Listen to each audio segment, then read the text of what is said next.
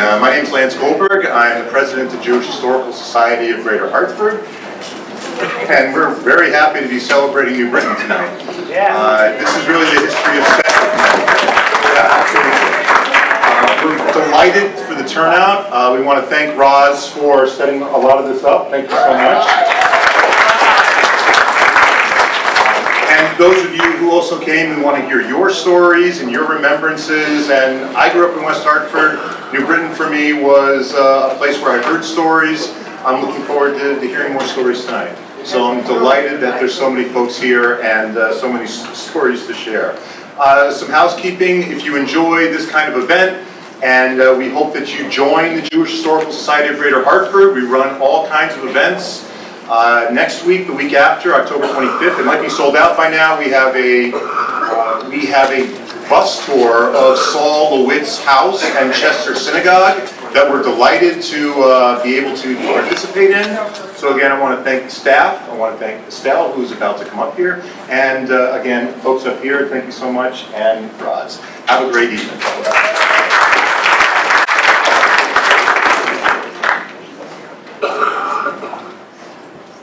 Thanks, Lance. I'm Estelle Kafer, Executive Director of the Jewish Historical Society. I want to thank you all for coming tonight. This is a wonderful turnout. And thank you for supporting us. Our programs cost money, our staff, the venue, refreshments, videographer. So we really appreciate you coming and helping support our programs. At a society program last year, Roz Racklin mentioned that she felt the New Britain Jewish community was often overlooked when we discuss Greater Hartford Jewish history. So I called Roz and asked her to help us plan a program about the contributions of New Britain Jews. A perfect partner, Roz proceeded to research for the selection of our 4 impressive panelists, collected photographs and historical material, compiled long lists of potential attendees, and assisted with promotion and publicity. Roz was married 60 years to New Britain's son, attorney Joseph S. Racklin, of blessed memory. As soon as Roz arrived in West Hartford 58 years ago, she applied her numerous talents to community efforts and was actively involved in the Jewish Federation, Israel Bonds, and her synagogue Beth El Temple. I am pleased and honored to introduce this dedicated community leader and genuine Wonder Woman, our facilitator for this evening's program. Enjoy.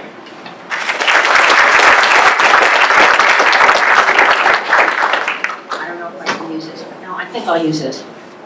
Thank you so much. Thank you all for coming this evening. Shalom and welcome. It's great to have you all. Thank you to the Historical Society and Estelle Kiefer and her staff for helping, the entire board of the Historical Society for helping to put this together, for realizing it was significant for our greater Jewish community in Connecticut. What we know is that many of you are natives of New Britain or work in New Britain or have grown up in New Britain. Can we see how many of you actually grew up in New Britain? Let's see. Wow. Wonderful. How many of you still have professions and work in New Britain? Wonderful. How many, well, actually, I think that's a very good representation of why many of you are here, and it's lovely to have you. Also want to thank the Jewish Ledger for writing a wonderful article about this event, too. And Stacy Dresner did a great job interviewing everybody. I want to thank and welcome Rabbi Stanley Kessler. 95th birthday was just a little bit ago. And Rabbi James Rosen. Temple. Great to have you all. Now, to quote, and first I want to say, many of you came from distances, near and far. I know my sister-in-law, Paula Rackland Gottesman, where are you, Paula? Came from New Jersey. Stand up, Paula. And there are, let's see, Anise Faye Rackland from Boston. And anyone else that came from out of town? Amy, where are you? Amy Richmond from the Boston area. Who else? Warren, New Jersey. Where, dear? New Jersey. Lauren, New Jersey. Great to have you. And who else? George Richmond. Rabbi Ronald Kaplan. Where are you? That's it. Warren, New Jersey. Great. Great to have you. Oh, yes? Iowa City, Iowa.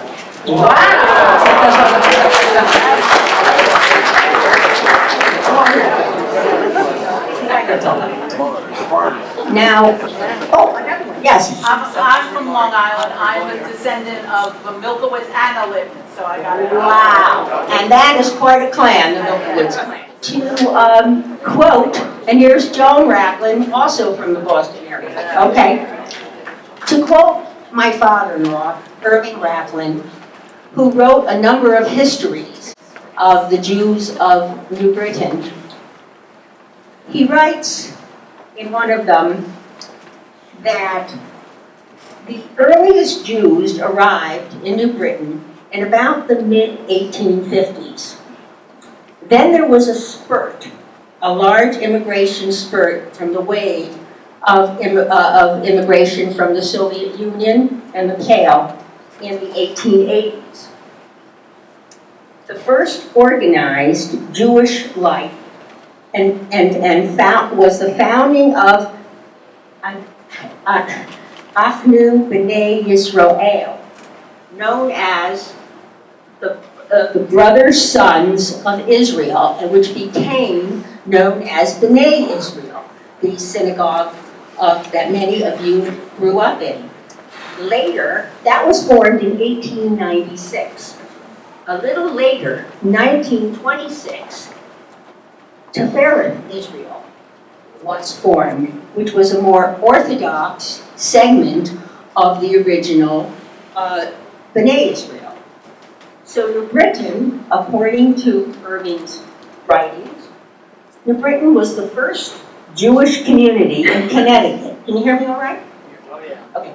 New Britain was the first Jewish community in Connecticut to inaugurate conservative Judaism. How about that? New Britain also has the distinction of having cradled the Zionist movement.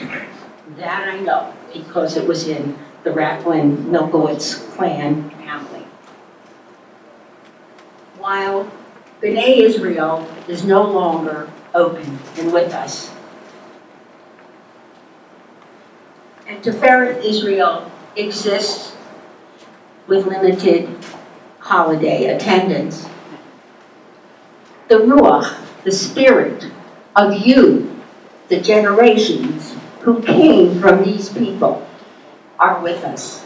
You have become leaders in your own communities. I know that. We know that. The generations are represented here tonight. Many second, third, fourth generation of some of the original families. And that is very sweet. Your children, Lador Vador, from generation to generation. And now, I would like to introduce our wonderful panel who represent different phases and will paint the panorama of the Jewish life in New Britain in different sections. Now, we want to save a little time, for we know many of you have already told me that you have something to tell us as well, and that will be wonderful to hear and listen to. So first, let me begin with Sharon Cohn, Sharon Zwelling Cohn. She was born and raised in New Britain. She's married to a New Britain boy also, Dr. Henry Cohn, and gave birth to one of her 5 children in New Britain General Hospital. The doctor who delivered her, her third child, was Dr. Henry Kaplan, an active member of Temple B'nai Israel. Are there any Kaplans here? Yeah, right, there they are. Right. Dr. Kaplan probably delivered over 1,000 of New Britain's babies. Sharon became a geriatric social worker after doing much work as a volunteer for the Jewish Family Service in New Haven. She founded an organization through her synagogue to serve the elderly in a nursing home in Hamden, where she has lived for the past 50 years. She and her brothers, Jeremy and Shomer, both born in New Britain, often love to tell their children and grandchildren their memories of growing up in the then vital Jewish community of New Britain. Sharon, pleased to begin. Thank you. It's wonderful to see you all here. I'm thrilled this event is taking place, and I want to thank our moderator, Roz Racklin, for all the hard work she's done to make this evening possible. I want to speak about the man who spoke to God. This is the way Laura Hollander had described my father, Rabbi Harry Z. Zwelling, to her mother when she explained what happened to her on her first day in nursery school at the synagogue.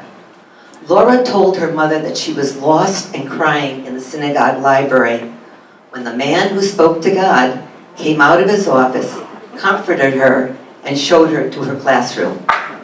I want to speak about that man, my father, and the impact he had on the congregation, their children, and the greater New Britain community. Temple Israel, as was said before, doesn't exist anymore, but when it did more than exist. Despite being a small conservative congregation, around 400 at its peak, it built a freestanding Hebrew school, which I saw a picture of over there. It was wonderful to see those pictures, which also housed a nursery school. It had a vibrant youth group and members who felt a strong sense of community. In the 1950s, the synagogue sent more children to Camp Ramah, the conservative movement's Hebrew-speaking overnight camp, than any other conservative synagogue in the state. As Rabbi Ronald Kaplan said in a letter to my mother, Rabbi Zwelling provided many with inspiration to identify proudly as a Jew. I believe my father had a part in influencing 3 young men to become rabbis, Harold Bell, Joseph Brody, and Ronald Kaplan, who's here tonight.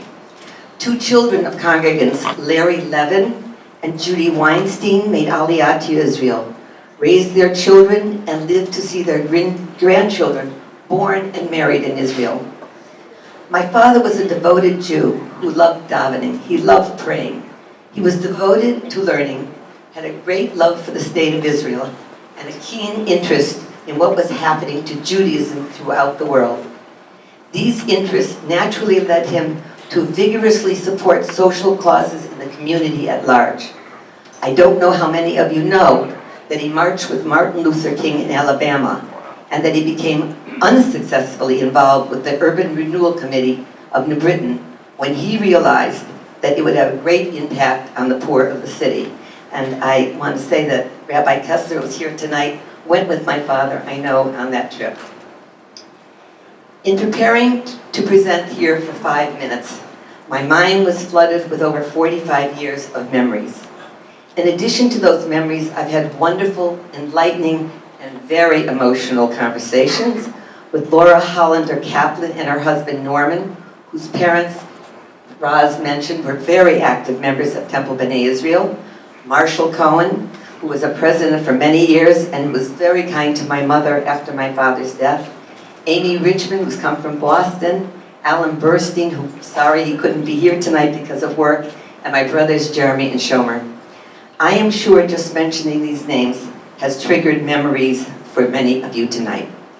Perhaps you can envision Rabbi Zwelling walking with purpose and determination up the hill on Lincoln Street on Friday night or Saturday to services no matter how many inches of snow had fallen. Several congregants have a clear and distinct memory of his voice cracking with emotion at the beginning of the Kol Nidre service. As we all stood before that beautiful open ark, a still congregation heard the words, "Who shall live and who shall die," made incredibly real and meaningful. Although he loved tradition, he was an early pioneer of women's rights in the synagogue. I was told I was the first bat mitzvah on a Saturday morning in the state of Connecticut, and Amy Richmond shared a wonderful memory of her mother taking a class given by my father on the theology of Martin Buber. She was impressed that Jewish material was supplemented by references to articles from the New York Review of Books, one of my father's favorite reading matter. Ruth Hollander often said she was the first Jew to be converted to Judaism by Rabbi Zwelling, and she was motivated by the Jewish values she learned and became a president of Hadassah, and after a heart attack in her early 50s, along with Dr. Doktoroff, helped to establish the first cardiac rehab in the state. But that was a long time ago, but the impact can still be seen today.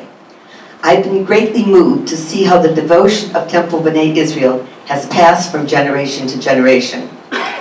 When the impressive buildings with those huge, heavy brass doors were sold, Estelle Bernstein, a long-time and active member, spent countless hours going through numerous ceremonial objects, art objects, and books collected in the synagogue over its many years, deciding where they would next find a home. In preparing for this talk, I found among my mother's possessions that I saved a letter from Dory, daughter of Estelle and Dr. A. Bernstein, that she wrote after my father's death, and it seems appropriate to end my talk by reading her letter to you now. Dear Mrs. Welling, I want to write to tell you how sorry I was to lose the rabbi. I have been thinking a lot about him and about the influence he had on my life. For as long as I can remember, as soon as I was old enough to have a social conscience, Rabbi Zwelling held beliefs and took stands that I admired and respected. He spoke out against the Vietnam War and supported racial equality. In our own synagogue, he allowed girls to have the same opportunities and honors offered to males. These all food and powerful messages for a young mind. It was important for me to have such a respected and learned man legitimate beliefs that I instinctively knew were morally right at the time, but when I was often unable to explain. I have chosen to work in the public interest, and I tried to maintain those ideals I was taught. As an adult, I realize how difficult this can become, and my appreciation of Rabbi grows in recollection. I always think of him as the Rabbi, and I know that singular title belongs to him alone in my mind. In the truest sense, he was a spiritual leader, and his influence was such that he always remains so. I share your loss, Dory. Thank you so much.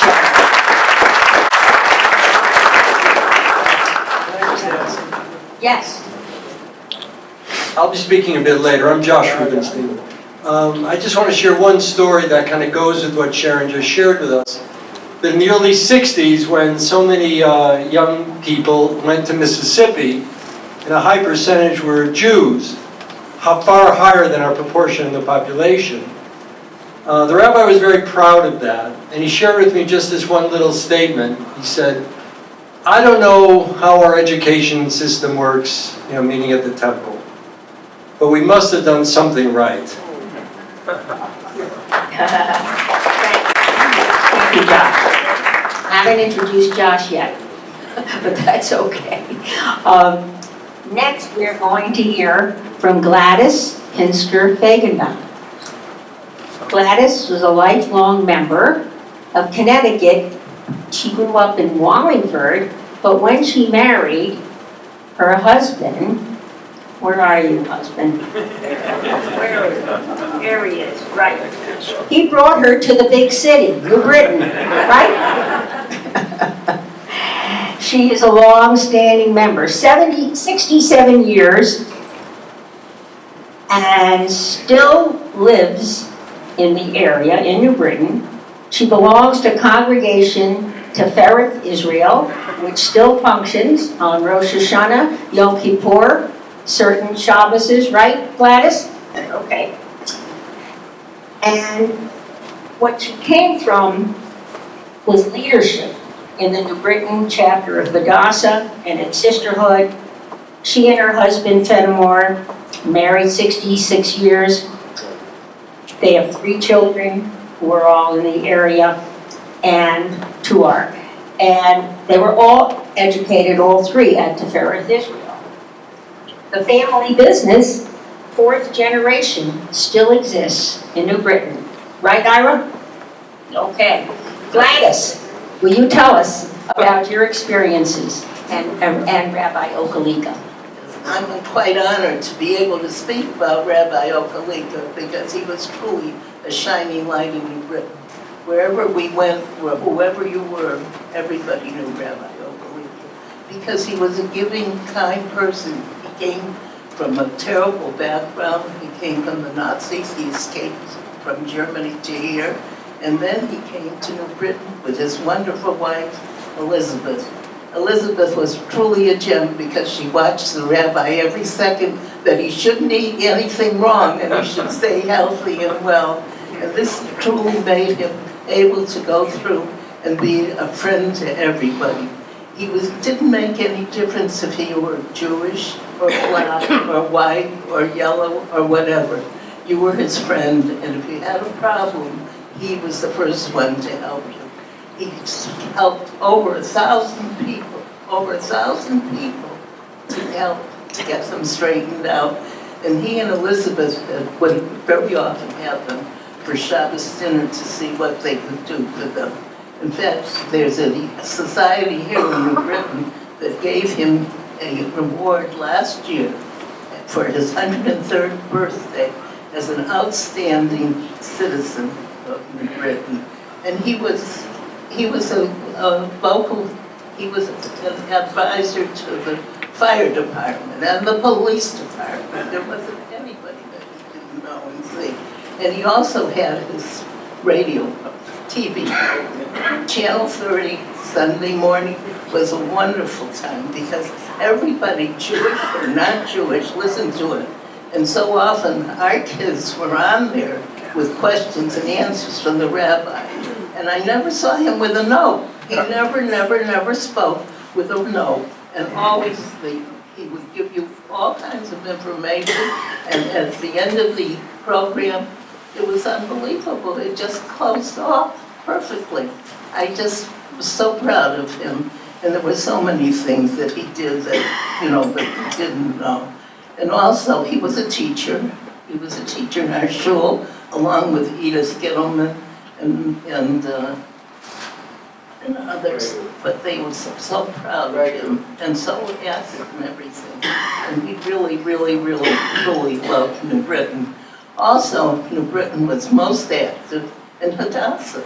Hadassah, the women of New Britain joined Hadassah to support Israel.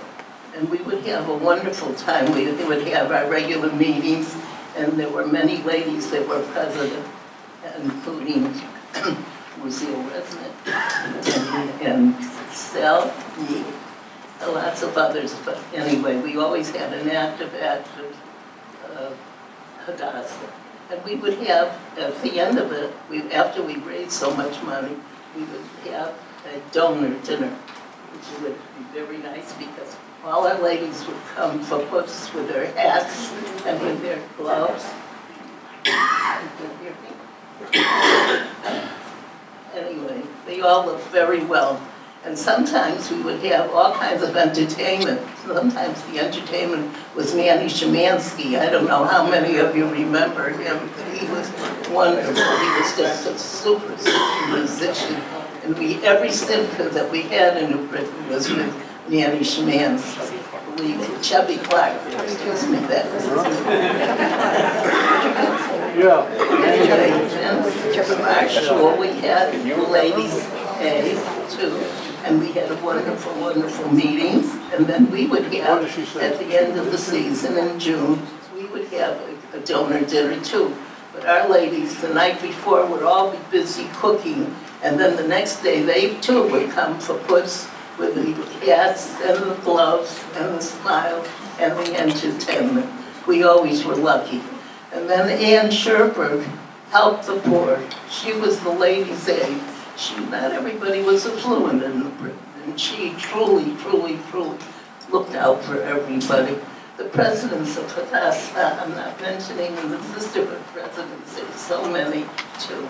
But I thought you should all know that we had a wonderful, wonderful Jewish, not only religion, but Jewish entertainment and Jewish togetherness. Okay, now I wanted to say that I want to talk about the cemetery, but I wanted to give the microphone to my husband. Well, can we, we're going to wait. I want to give it to All right. Where are you? Your wife wants you to say something. You need a microphone.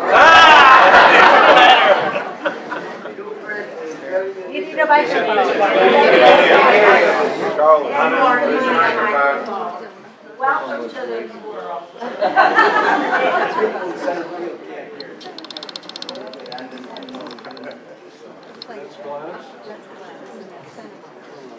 New Britain is very unique because we have one cemetery for all the synagogues, well, the two synagogues, and it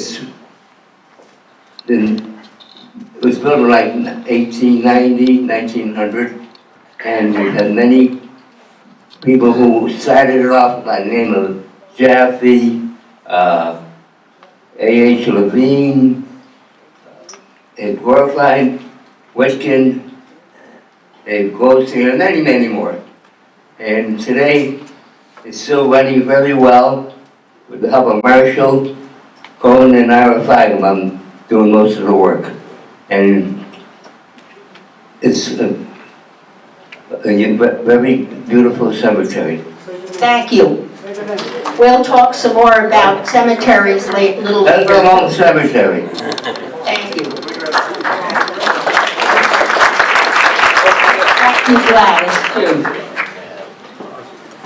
And now, next, Attorney Jason Pearl, a child of New Britain, who grew up there, attended schools, was bar mitzvahed at B'nai Israel, practiced law for 62 years.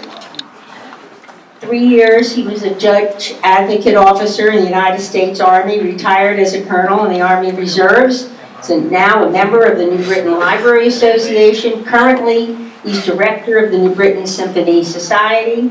He currently also serves as the Department Judge Advocate of Jewish War Veterans. He and his late wife, Helen, are parents of 3 and 6 grandchildren. Jason, let's hear your take on New Britain. I'm going to discuss the New Britain Jewish community as it applies to commercial aspects.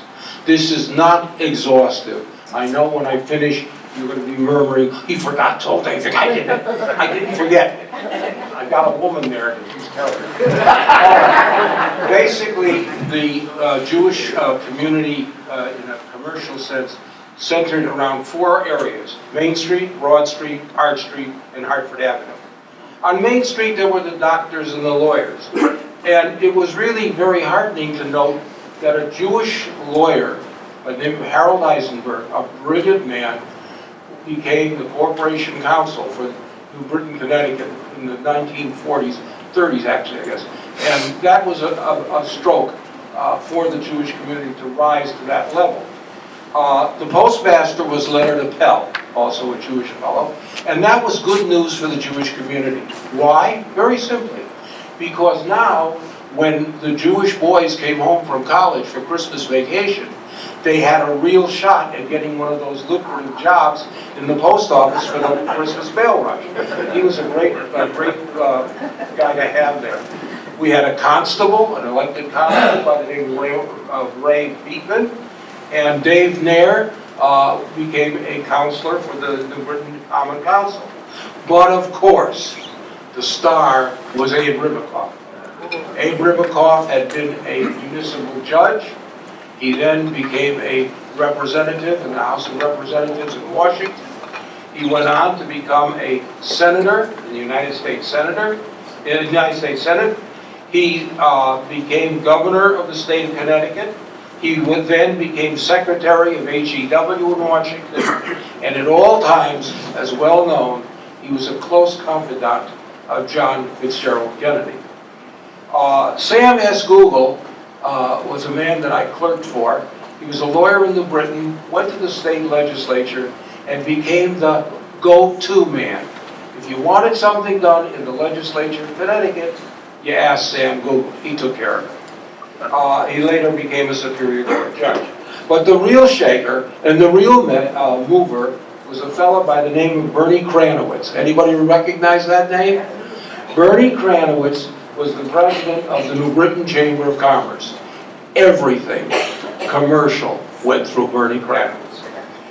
On Main Street, there were businesses large and small. For instance, Leonard's Camera Shop, run by Leonard Gutman, who originally had come from Poland, was, I imagine, about 12 feet by 15 feet. 12 feet by 15 feet. If 2 or 3 customers were in there at the same time, you couldn't move. But Leonard knew his cameras, and that's why people came to him. It was right next door to Connecticut Furriers. That name will ring a bell to some people here. Also on the Main Street area was Rayfield's department store. Rayfield's tried to be beautiful. I remember as a kid that L.R., Louis Rayfield, had cages with singing birds on the pillars in the store. It was just beautiful. The competition was D&L and the fair. I could never understand as a kid why D&L and the fair, ostensibly competing stores, had an internal archway so that you could walk from one store to the other and back again. Later on, I discovered that Davidson and Leventhal owned both stores. N.E. Mags was a great store for men's ready-to-wear. There was Birnbaum's Furniture, George Kaplan's Andrews Furniture, Reuben and Bernie Levy had Levy's ready-to-wear goods. And there was a store by the name of Lifshitz. I don't know if that rings a bell. But Lifshitz was the place you went to get something when nobody else had it. It was incredible. You could search up and down, hither, thither. You couldn't find an item. Go to Lifshitz. In the back, downstairs, in a corner, they found it. It was amazing. And also we had King Cole, which was a store out of Bridgeport, but in New Britain it was a regular store with produce and canned goods, and it was a big store to be owned by a Jew. At the head of Main Street, up near where Christopher Columbus's statue is, was really a very important building. No, I left that out. No, I didn't get to that yet. Don't take that out of my time. The head of Main Street was the Berkowitz Block. Now, why the Berkowitz Block was so important was, I think it's the first building owned by a Jew in New Britain that rented out space to other merchants. In other words, on the first floor, they had everything from really a Chinese laundry to a furniture store, etc. And then on the second and third floors, they had apartments. This to be owned by a Jewish individual was sort of unheard of at that time. On Arch Street was the Arch Theater, which was owned by Baruch LeWitt. And Weiner's Auto Parts was on Arch Street. Now, if you walked by Weiner's Auto Parts during the 1950s, you would have noted a tall antenna sprouting from the roof. And what does an auto parts store have with an antenna? Well, Al Himmelfarb, who was a partner in Weiner Auto Parts and ran the New Britain store, was toying with the idea of getting involved in this newfangled thing called television. Now, nobody knew whether it was going to sell, but Al put up an antenna, and he was able to pull in WNHC from New Haven. And those of us who were friendly with Al, my father was very friendly with Al, would go down there at night after the store closed, and we would watch a baseball game out of New York. I mean, this was incredible. Snow and all, it made no difference. It was really, really incredible. Also, Jack Bischoff ran Modern Plumbing, and so you can see that the businesses in New Britain were very diversified, very diversified. On Broad Street, there were many Jewish stores, Goldberg's among them, and Hartford Avenue was the center of Jewish life. I didn't get to that yet. Don't take my time away. I'm also down here. Anyhow, on Hartford Avenue, which was the Jewish center, there were stores like Revzon's. And those of you who remember it, remember Mrs. Revzon sitting on her little chair out in front. She never waited on anybody, but she talked to everybody. There was Cousins Bakery. Betty Price came up from New York, bought out Mrs. Goldberg's New York Bakery, and it became Cousins Bakery. That was because Betty called everybody cousins. Hey, cousin. No, it became Cousins. But one thing you probably don't know is that one night a year, it was no longer a bakery. Every Thanksgiving Eve, Benny would have the fire put down, as they do every night. And then a few women were invited to bring their turkeys in and cook them overnight in the bakery oven. Now let me tell you, the smell in that place Thanksgiving morning was unbelievable. And the turkeys were pretty good too. There was also a kosher meat market called Gorfain's. And this is probably as close as New Britain ever got to the Secret Service. During the war, meat was rationed, there wasn't a lot of meat. But somehow, when Gorfain would get a shipment of meat, the telephone network would spring into action. And the women would all call each other, and they even knew what he got. He got beef today, he got lamb today, and they would rush down to get kosher meat. And everything was wrapped beautifully. They trust. What do I know from rabbit? Katz's Delicatessen, run by Mike Katz, served as a model for me when I was teaching business law at Central Connecticut State University, when I was teaching the doctrine of caveat emptor, let the buyer beware. Because at the front of Katz's Delicatessen was a pickle barrel. And if you wanted a pickle, you didn't ask Mike Katz for a pickle. You stuck your hand in the barrel and you pulled out a pickle. Now that is let the buyer beware. Because if you picked out a bad pickle and you gave it to Mike and he wrapped it, you took it home, you didn't like it, too bad. Let the buyer beware. And there was the Puritan Market and Mussman's, a little store there. There was a very sad character on Hartford. Everybody knows Velva. The stories are numerous as to why Velva was a little, as we used to say in those days, touched in the head. Nobody knows what the real story is. But poor Velva would wander from store to store, talking to himself, arguing with himself. And as a kid growing up in New Britain, you never forgot Velva. The off-site, Maryland, the off-site stores included Sherberg Scrap Metal, Sussman's, Feigenbaum in there. We have a representative here tonight. The first gas station. Right, and where was it? On what farm? On what park? Yeah, there was a little park across the street. No, that wasn't a park. Paradise Park was further over. It was Paradise Park. Okay, we will have embellishment of our speakers. Anything you could add, we'll save for later. Jason, continue, please, All right. because we Now, have to get to our next Harry illustrious guest. Levine owned and ran a manufacturing place called the Victory Mattress Co. Their logo was Vimco, V-I-M-C-O. What was their motto? Anybody? Vimco Mattress Company, the playground of the nation.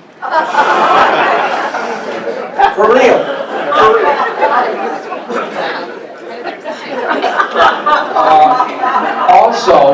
Also, there was just a touch of the Lower East Side in New Britain when Nate Gisberg came to New Britain and opened up the Leona Undergarment Company. They did manufacture undergarments as well as some women's ready-to-wear clothing in New Britain in a factory that looked something out of the East Side. There were pharmacies, many of them, the Zachin twins out of Waterbury had one, Besco had two, Axel. I said this is not comprehensive. I said you will find that things left out. We'll add to the list later. Continue, Jason. There were jewelry stores, among which were Lewitz and Resnick's. But the most Jewish restaurant in New Britain, Connecticut, was named the Wonderful. There was a Chinese restaurant down near the head of Main Street, known as Char Far, and there were two sides to the menu, the Char side and the Far side. And you would order one dish from the Char side and one dish from the Far side. On a Saturday evening, after Havdalah, I'm sure, on Saturday evening, if you went into the Char Far, you thought you were in West Hartford. It gave the appearance of scholars transplanted. Just to give you an idea of the size of the New Britain community, in the 1945, I looked this up, in the 1945 city directory, there are 45 separate listings under the name Cohen. There are 26 separate listings under the name Birnbaum.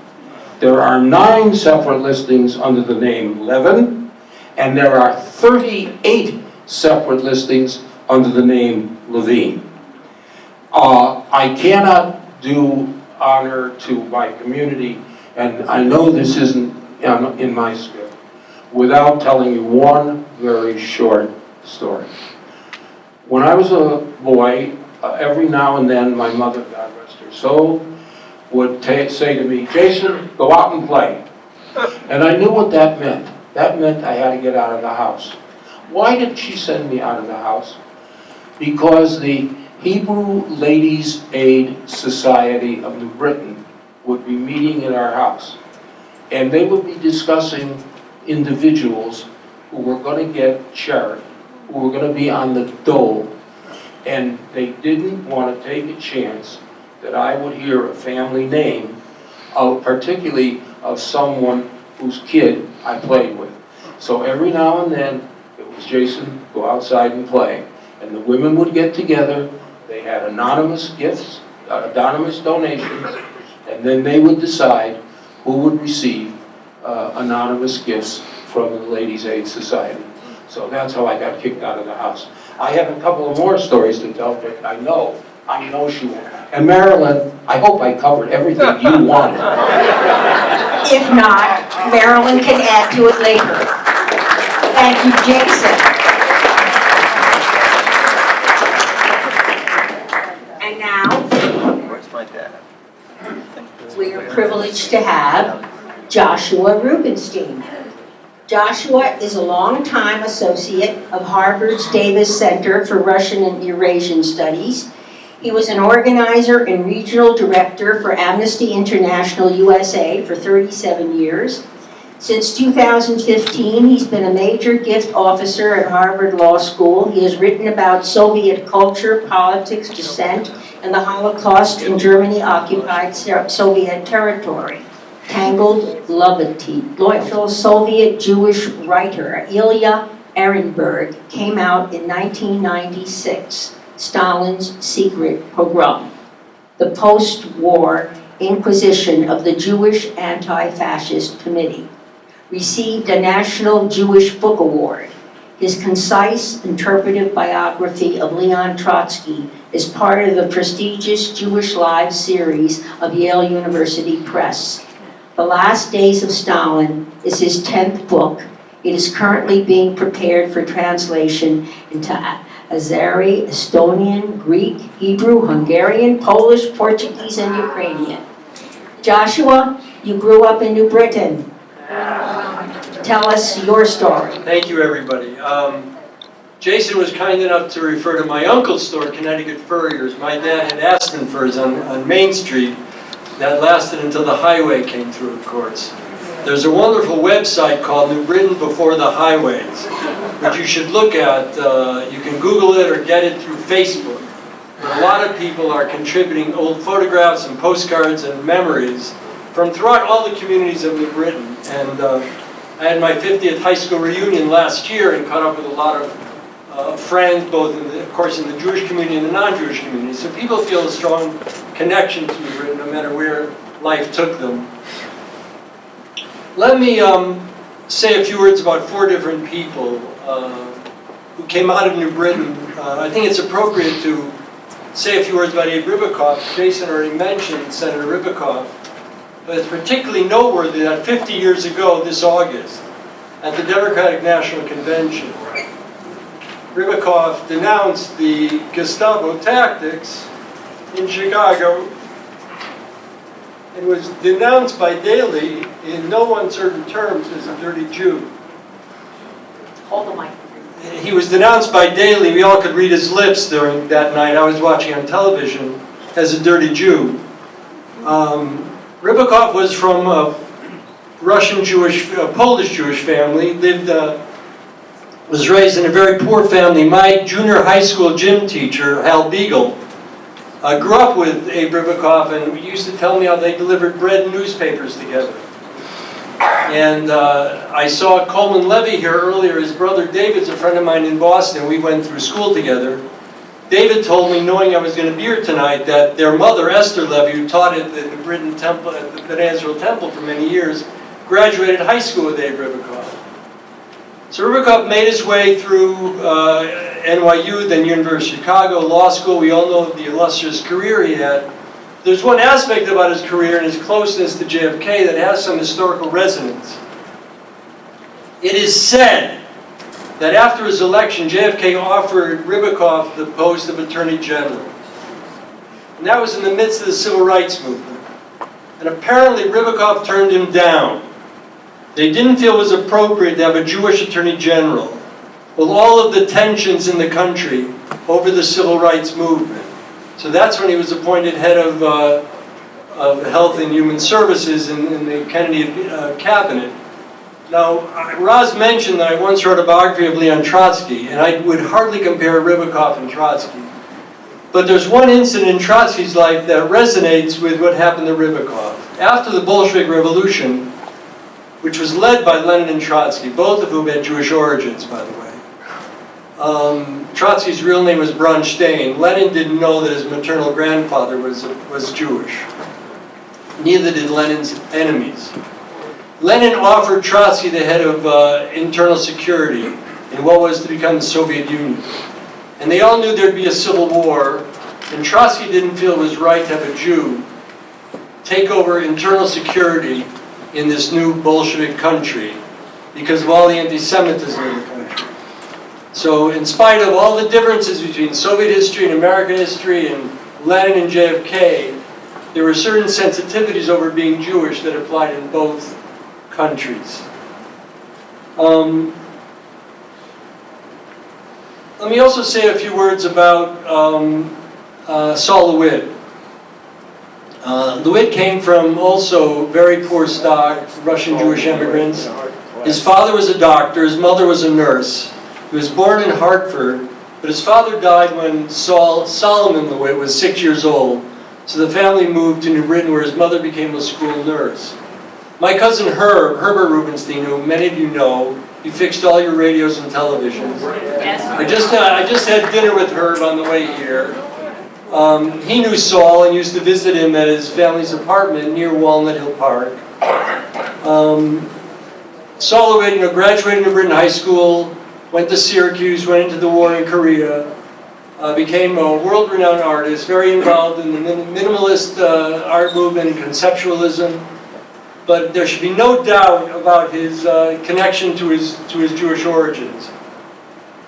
His only public building that he designed is in Chester, Connecticut, the synagogue there, which he helped design. He called it a neo-shtetl building. That it was kind of inspired by the famous wooden synagogues of Europe. That's the Rodfeld Tzedek synagogue in Chester, Connecticut. Sullivan also designed something called the Black Form, a piece of sculpture dedicated to the missing Jews.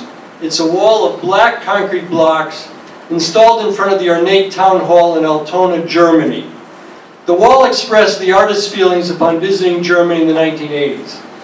He is quoted as saying, "Being Jewish, I noticed the absence of Jewish artists and curators, Jewish bakers, and candlestick makers." Black Form was first installed in Munster, Germany in 1987.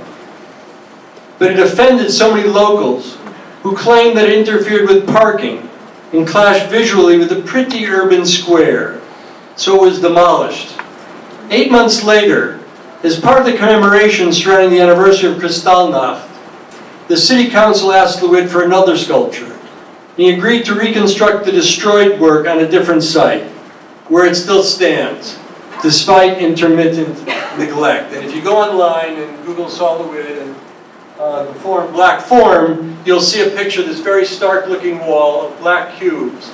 It originally had no inscription, but they added an inscription to explain to people what it signified. So Saul Lewitt came out of our community as well, and of course his family had some Lewitt jewelers on Main Street. Let me also say a word or two about my Uncle Joe. Many of you remember my Uncle Joe Rubenstein, who with his brother, my other uncle, Uncle Sam, ran Connecticut Furriers. But his biggest contribution to cultural life in New Britain was being single-handedly, for many years, helping to run the New Britain Symphony. And I'm glad that Jason is now part of the symphony family today. Joe was famous for doing everything with regard to the symphony. He'd take your tickets, he'd hang your coat up. But what he really did was find young artists to serve as soloists during the 3 or 4 concerts that were held each year. Joe would go to New York and go to competitions with a sharp ear and eye, pick out young musicians before they became expensive, and bring them to New Britain. So Andre Watts played many times, Pinchas Zuckerman. I remember Yitzhak Perlman playing, and then there was a reception room in the New Britain Museum, and I remember speaking with him. But this is before he became such an international star. But Joe recognized their talents early, and while New Britain could still afford it, made a point of bringing them to our fair city. And then, of course, I was reminded that Rhoda Chazen from the Chazen family was of New Britain origin. Chase family, sorry. And they did a lot to support the New Britain Museum, including the addition that is so gracefully is an addition to the city life in New Britain. And I believe when we came here to our hall here, you walked through their gallery as a contribution to JCC. So there are a lot of distinguished people who came out of New Britain, came out of our synagogues and our Jewish life. And I think all that resonated with them, no matter where they went in life, which I certainly feel myself. Thank you. Harold Brodsky was the president of FAFSA. Can't hear you.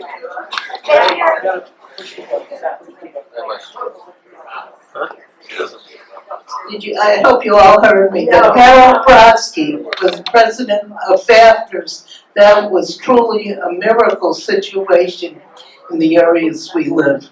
And also, I want to tell you one other story. Fenwar and I were in the Mongolian desert, and this man said to us, "Where do you come from?" And we said, "We come from New Britain, Connecticut." "Oh," he said, "my father was a rabbi there." So you see, New Britain is international, worldwide. Wasn't there a Mr. Levine who was superintendent of schools for many years in New Britain? Lester Levine, yes. Yes. And just to add, you mentioned, I know the Fagenbaums mentioned the cemeteries. This morning, I had a lovely conversation with Rhoda Chase, who could not be here this evening. And she told me she wanted to send regards to everyone here from New Britain, where she too grew up.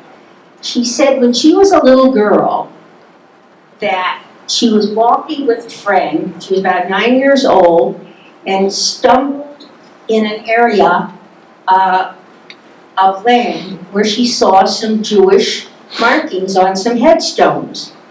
And she couldn't believe it, and she came home and asked her father, how come there are these Jewish headstones in this remote area of New Britain? And her father told her that it was a farmer who gave the early Jews of New Britain land to bury some of their people until that, and then he ran out of land and could no longer serve that need, so the Jews of New Britain started to use the Hartford Jewish Cemetery until the Jewish Cemetery of New Britain, as we now know it, was established. So Rhoda just wanted to say hello, and that she discovered that too and wanted to share it. Now, thank you, panel.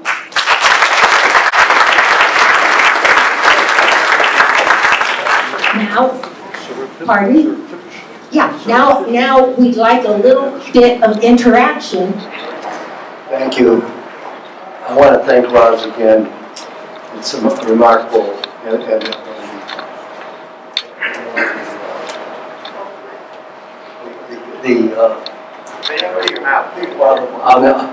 Your board members here, they did a wonderful job.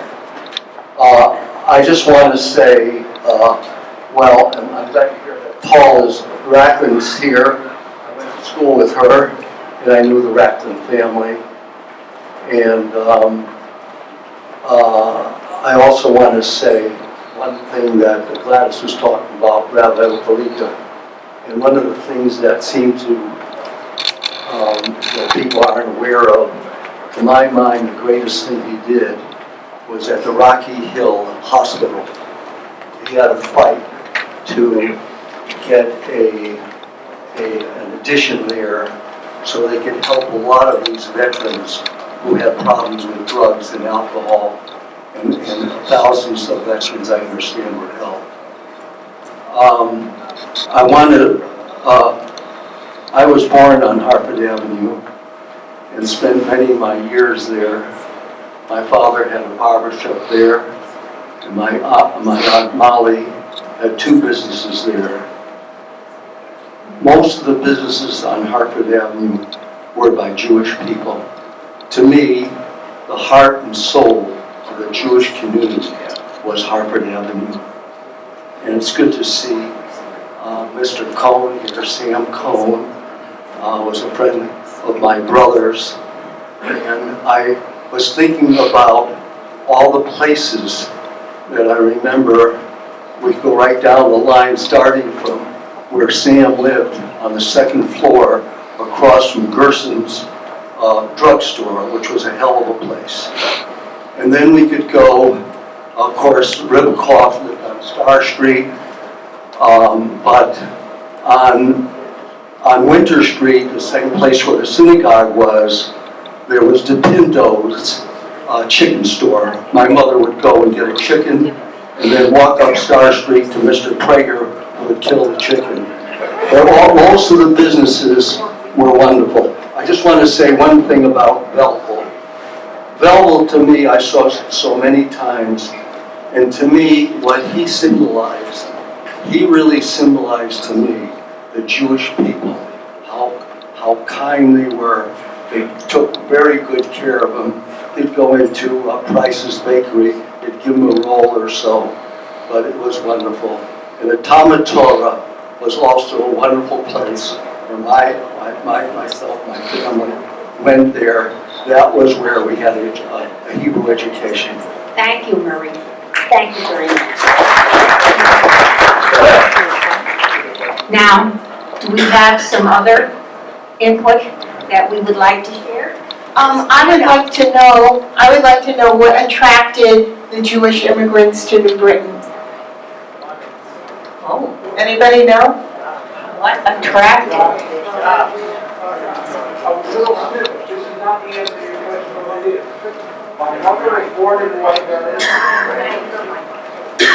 My mother was born in Waterbury. My father was born in Hartford. They settled in New Britain. It's halfway. One more thing, I would also like to have people kind of go around and say what their name was from New Britain, because I didn't live there, but my mother's family was from there, and there was a ton of them. So there might be people here who are related or somewhat connected to them. I think it's too big a group to do Yeah. that. Koplowitz. All right, are there some other, No, I'm Wait a minute. I have a teacher voice. I'm a descendant of Louis Lippman, who was one of the first to come over from Russia. And I know he had something to do with meat. He was a cattle buyer. And he knew somebody here who would help him establish a cattle business. And that's how he came here. He in turn brought over all his brothers. And my grandmother, who is your relative, Masha Milkowitz, was here, and they brought over all her brothers and sisters. So he was here in the late 1800s, and it was for the cattle business. Paula, do you have something you can tell us about the Mishpacha, the Milkowitz clan, which was Milkowitz, Racklin, Richmond, Shapiro? I mean, they all came over. Paul, you know it better. No, well, I know that the Lippmans were the first ones to come, and one came and the rest of them followed. And I think one of the reasons New Britain became a town where Jews came is because there were already the factories here, and people could work there for 10 cents an hour, and so many of the new immigrants who came over got jobs in the factory for 10 cents an hour. And that's the beginning of the story. Thank you, Paula. Good job. Okay, Sam Cole. When Mr. Ribicroft was at the Hebrew home, he had one complaint about, and that was, if you educate a son, he leaves you. Wow. Wow, that's anyone else? Yes, we have someone. You have the mic. Who has the other mic? Right there. My name is Susan Goldschmidt, and I was born and brought up in New Britain. My two uncles had Gear Brothers kosher meat market on Hartford Avenue. My father was a physician on Arch Street near Besco Drug, and just down the street from Goldsmith's Rugs. And my very best friend from high school, Rebecca Zucker, her father owned Zucker Furniture up across the railroad tracks until, of course, the highway came through. And my mother sold, thank you, Marilyn. Marilyn and I go back a long way. We went to Hebrew school together.